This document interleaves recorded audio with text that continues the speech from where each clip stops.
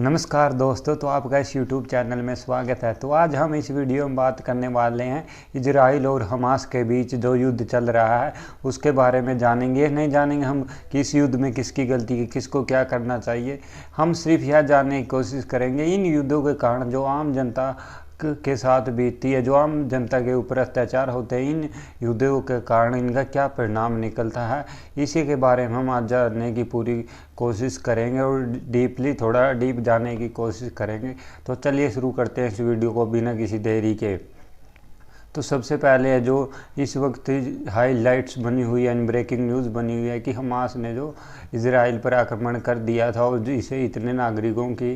जो जानें गई हैं, जो आम जनता थी उसको नुकसान हो रहा है और जो बेकसूर लोग हैं उनकी दोनों तरफ से जानें जा रही हैं, चाहे वो फ़िलिस्तीन के हों, हमास के हों, चाहे फिर वो इजराइल के हों।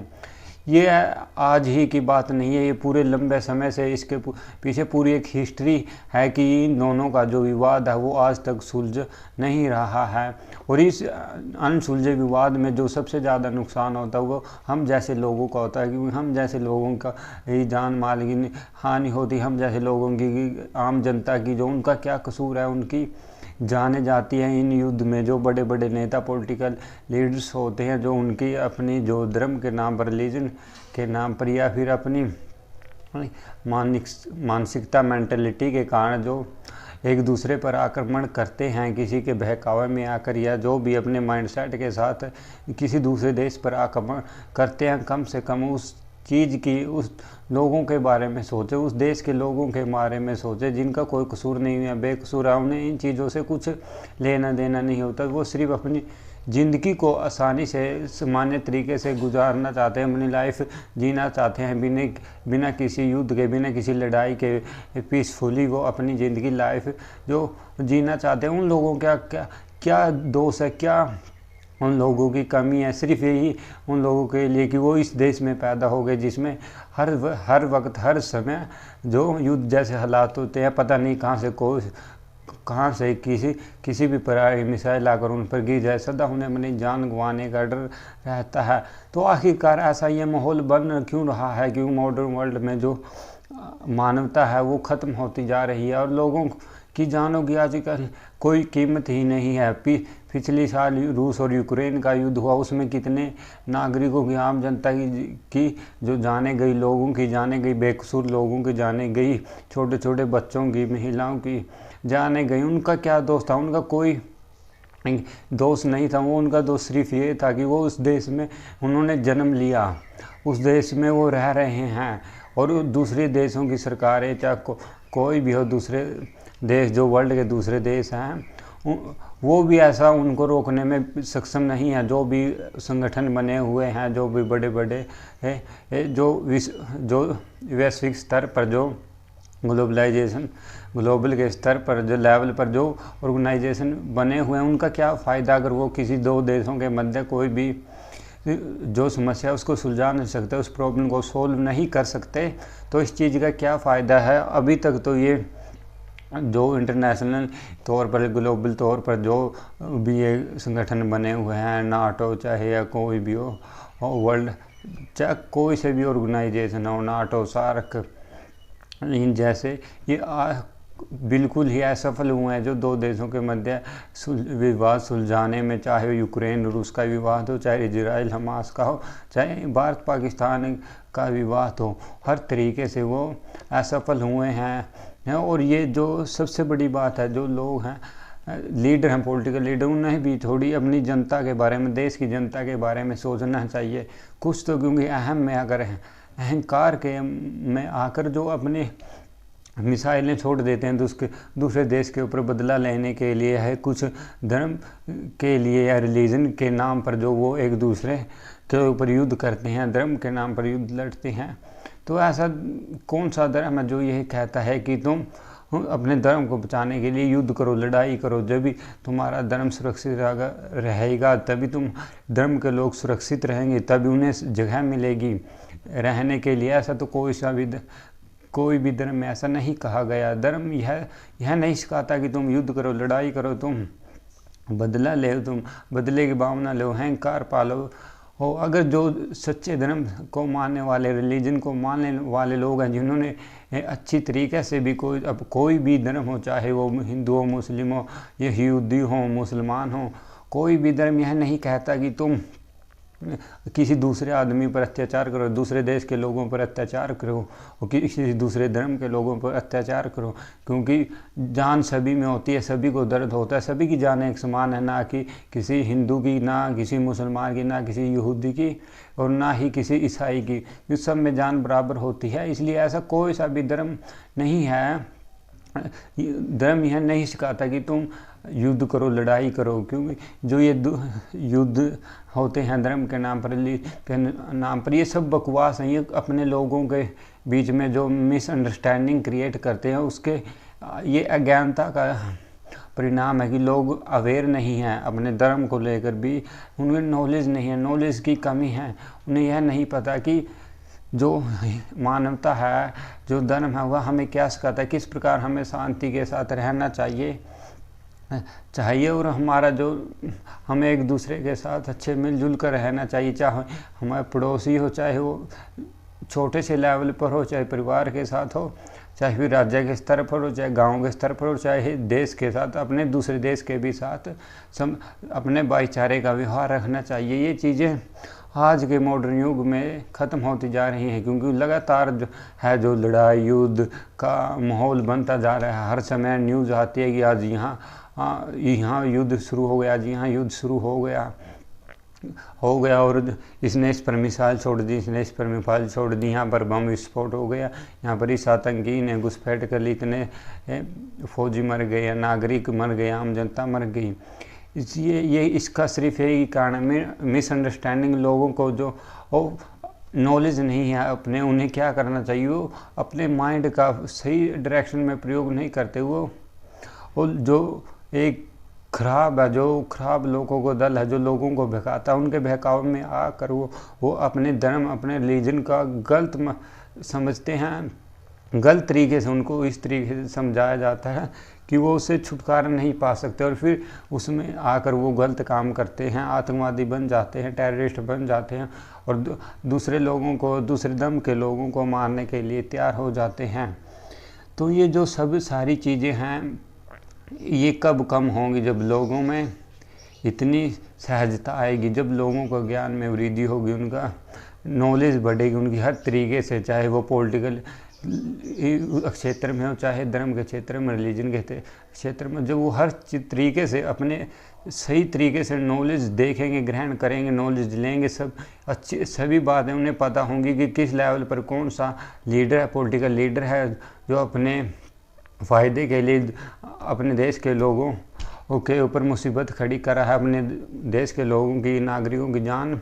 खतरे में डाल रहा है, और यह कौन सा जो धार्मिक लीडर है, जिनका लीडर है कि वो किस प्रकार अपने लोगों को बहका रहा है कि तुम दूसरे धर्म के लोगों को वो कुछ नहीं समझो, उनको बेकार समझो, या दूसरे धर्म से के साथ तुम दूसरे धर्म घटिया है, सिर्फ अपना ही धर्म सर्वश्रेष्ठ है। ये तभी होगा जब लोग इसके बारे में अवेयर होंगे और ये समझने की कोशिश करें कि जो युद्ध और लड़ाई, हिंसा से कभी भी किसी भी चीज़, किसी भी व्यक्ति को फ़ायदा नहीं होता है। इसमें सिर्फ और सिर्फ नुकसान हम जैसे लोगों का होता है। जैसे अब हमास में इजराइल के लोग मरे, हमास के लोग मरे, इजराइल ने फिर दोबारा उस पर हमला किया बदला लेने के लिए। पहले हमास ने उस पर इतनी मिसाइलें छोड़ी, फिर 2-3 घंटे के बाद जो इजराइल था उसने फिर पलटवार किया और इतने मिसाइलें छोड़ी और इस युद्ध में कितने आम नागरिकों की हत्या हुई, बेकसूर लोगों की मृत्यु हुई। उनका क्या कसूर था? जो इजराइल में एक म्यूजिक फंक्शन शो चल रहा था, वहाँ पर हमास के जो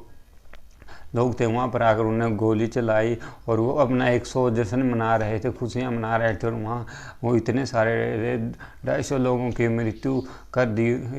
दी, हत्या कर दी उन्होंने। उन लोगों का क्या कसूर था? ऐसे ही हर जगह है। ये सिर्फ आज इसी युद्ध की बात नहीं है, चाहे यूक्रेन रूस का युद्ध हो, चाहे जो इंडिया पाकिस्तान के बॉर्डर पर जो पहले आए दिन आते थे, इतने फौजी मर गए, इतने आम नागरिक मर गए, चाहे फिर अब हमास इजराइल का युद्ध तो लगातार लंबे समय से चल रहा है, जो भी इनका विवाद आज तक सुलझ नहीं रहा है। और दूसरी कंट्री हैं जो वर्ल्ड की, वो अपना अपना इसमें फ़ायदा देखने को लग जाती हैं। कोई भी दूसरी कंट्री यह अपना अपना फ़ायदा देखती हैं, नहीं चाहती कि युद्ध ठीक हो, इनका विवाद सुलझे। वो सभी अपना अपना फ़ायदा देखते हैं कि मुझे इससे किस प्रकार फ़ायदा हो सकता है और मैं इसे किस प्रकार फ़ायदा उठा सकती हूँ। चाहे कोई सी भी कंट्री हो, वह चाहे अमेरिका हो, चाहे रूस हो, चाहे ईरान हो, चाहे चाइना हो, कोई सी भी कंट्री हो, वो सिर्फ इसको सुलझाने का प्रयास नहीं करती। वो सिर्फ ये देखते हैं कि इससे हम किस प्रकार हमें फ़ायदा मिलेगा, किस प्रकार हमें फ्यूचर में आने वाले टाइम में से हम लाभ उठा सकते हैं, विश्व की वर्ल्ड पावर बन सकते हैं। तो जो ये दूसरे देश, ये जो मुसीबत है, इनका सभी जो वर्ल्ड के बड़े बड़े लीडर हैं, पॉलिटिकल लीडर हैं, ज़्यादा नेता हैं, जो देश के लोगों की सोच है, इन सभी का परिणाम है कि ये जो बार बार युद्ध हो रहे हैं, और इतनी ये सिर्फ एक छोटी सी मिसअंडरस्टैंडिंग का ही नतीजा होता है कि युद्ध से किसी भी समस्या का आज तक ना हुआ है, ना ही कभी होगा। जब वो बैठकर शांति से एक दूसरे की बात को समझेंगे, समझने का प्रयास करेंगे हैं कि वो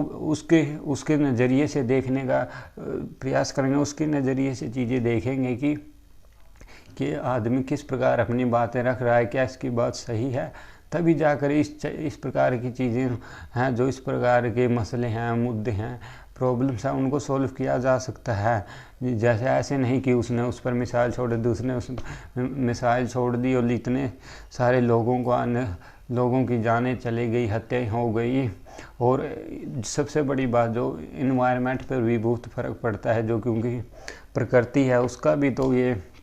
नाश होता है युद्ध के कारण। जैसे अब यानी हर एक चीज़, जो युद्ध हर एक चीज़ से रिलेटेड होते हैं, चाहे आर्थिक नुकसान हो, चाहे इकोनॉमी का नुकसान हो, चाहे सबसे बड़ी बात लोगों की जानें जाएँ, चाहे फिर एनवायरनमेंट ख़राब हो, हमारी वायु ख़राब हो, चाहे पृथ्वी भी अब रहने योग्य धीरे धीरे नहीं होती जा रही है, क्योंकि इन युद्धों के कारण, एनवायरनमेंट के कारण जो उनसे गैसें निकलती है, जो इनका प्रभाव होता है, मिसाइलें छोड़ते हैं, इतना ज़्यादा प्रदूषण, इतना ज़्यादा नुकसान करती हैं कि आने वाले टाइम में अगर इसी प्रकार आने वाले सालों में इसी प्रकार युद्ध होते रहे तो संभावित तौर पर जो पृथ्वी पर भी, जो अर्थ पर भी मानव का जीवन है, वो ऑटोमेटिकली ख़तरे में आ जाएगा अगर लोग इस प्रकार नहीं समझेंगे। क्योंकि पहले ही इस प्रकार के मनुष्य कार्य कर रहा है, युद्धों के बगैर भी जिस प्रकार के हथियार बना रहा है, जिस प्रकार की चीज़ें बना रहा है, जिस प्रकार का प्रदूषण कर रहा है, जिस प्रकृति के साथ छेड़छाड़ कर रहा है, अगर ऐसा ही चलता रहा तो वो दिन दूर नहीं जब पूरी मानवता का जीवन खतरे में आ जाएगा। इसी प्रकार और यही कहना चाहूँगा कि लोग समझे कि ये जो एक दूसरे पर मिसाइल छोड़ रहे हैं, ये किसकी कमी है, की गलती है, ये तो अलग बात है, ये तो बात की बात है। क्योंकि युद्ध में कभी भी एक तरफ की गलती नहीं होती, दोनों साइड की होती हैं। लेकिन उनको यह समझना चाहिए कि इससे किसी का कुछ भी फ़ायदा नहीं है, दोनों देशों ही बर्बाद होंगे, दोनों देशों के ही नुकसान होगा। उन्हीं के देश के नागरिकों को, जो बेकसूर नागरिक हैं, उनकी जाने जाएंगी। उनका क्या दोष है, वो सिर्फ अपनी ज़िंदगी पीसफुली जीना चाहते हैं, किसी दूसरे को दुखी नहीं करना चाहते हैं। उन लोगों का क्या है जो आए दिन उन्हें पता नहीं लगता ही कहाँ से मिसाइल आ गई और आज उनका ये लास्ट दिन है। तो यही इस वीडियो में कहना चाहता था। कृपया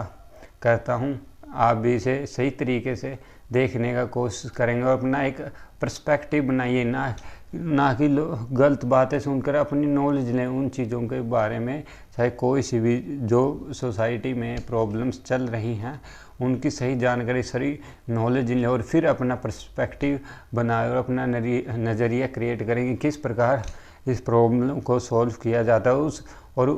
उसको उसी प्रकार से देखें कि क्या रियल में प्रॉब्लम है, इसे कैसे सॉल्व किया जाता है। ना कि कुछ जो एजेंडा होते हैं न्यूज़ के द्वारा या कोई सी भी गलत न्यूज़ के द्वारा फैलाए जाते हैं न्यूज़ में कि उसने ये गलती इन चीज़ों से बचे और अपनी खुद की नॉलेज के तौर पर खुद अपनी जो उनके बारे में जानकारी लेकर अपनी राय बनाए, अपना पर्सपेक्टिव बनाए, और तभी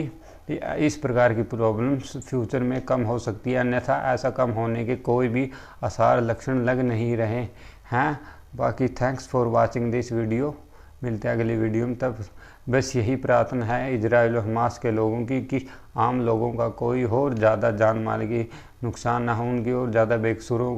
को